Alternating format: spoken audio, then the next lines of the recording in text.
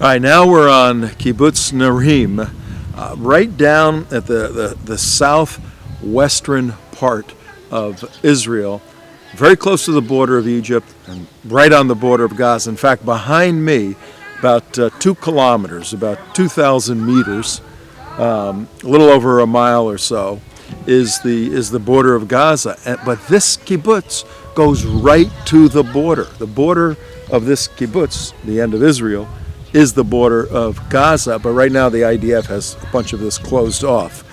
Come with us as we take a look at that and listen to some of the people speaking and explaining exactly what took place in Operation Protective Edge.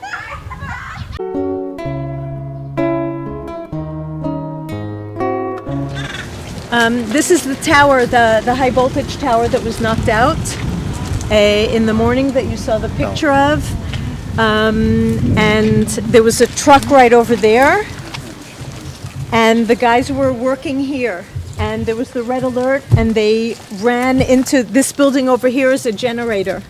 So they took cover in there, and they ran in and they ran out twice, and the third time they were outside, there was the red alert. It fell here. This is a mortar. This is a mortar hole. Rockets go down, and you see the hole of where it goes down. A mortar just makes a little dip, but you can still see the bark of the tree. That's from the shrapnel. That was August 26th. Rocket damage to a tree. The houses here were sprayed with shrapnel. The wall there wasn't fixed. It was sprayed with shrapnel. The person that was standing, when a mortar falls, the shrapnel goes up like that. So the person, that's why when you're told that when there's an attack, if there's no place to hide, just lie down flat. And unless it falls right on you, you should be okay. It should go over your head. So even if you look at the walls, you see that low down, there aren't any holes, but the holes are higher up.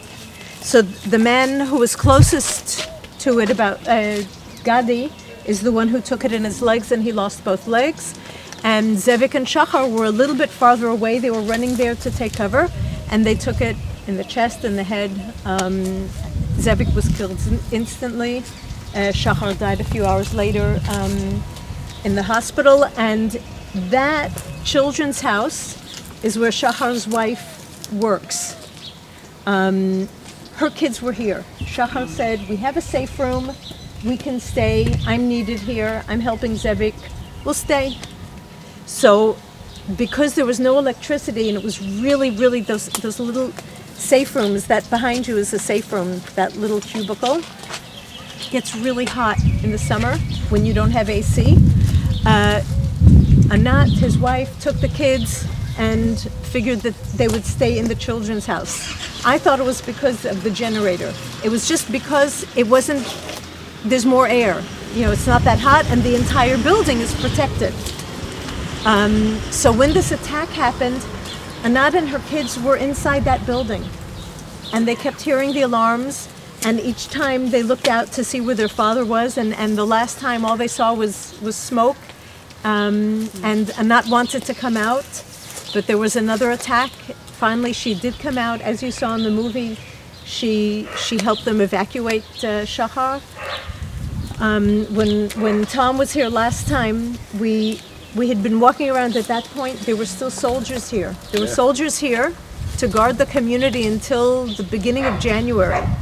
And I wanted to take them past there so that they could see that every day, the hours that the children are in the children's houses and the daycare centers, there was a soldier stationed in the middle of the children's area from 7 in the morning until 4 in the afternoon when they went home, in case there was infiltration, so that we would feel safer. So I took them to see the soldier. We didn't see a soldier, but we met Anat. And Tom heard the story from Anat, which was amazing. It was the first time I had heard it from her personally as well. So let's walk in our and Anat, the wife, told the story, and then she had the tattoo. Tell about the tattoo. She has a huge tattoo on her arm.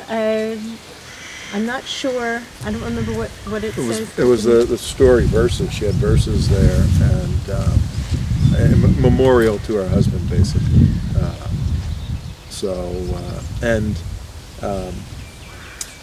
The story with the kids that they wanted to see their dad.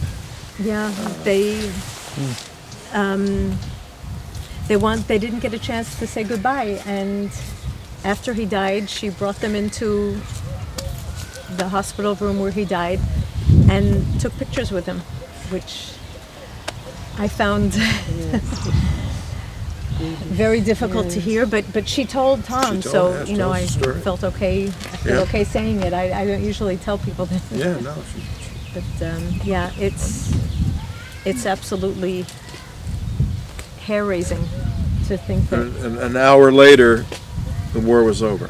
Yep, an hour later. The army found 30 some odd tunnels. So we know, I'm not talking about just here, I'm talking along the Gaza Strip. And I believe some of those are inside within Gaza, that, for communications during war, that's where the Hamas were. They were in the tunnels.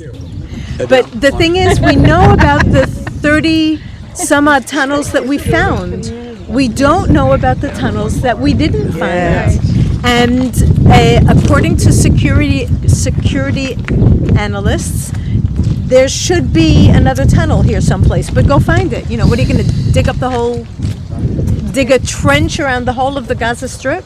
You can't. Somebody's going to invent something that detects. Apparently they have something that detects if it's being dug.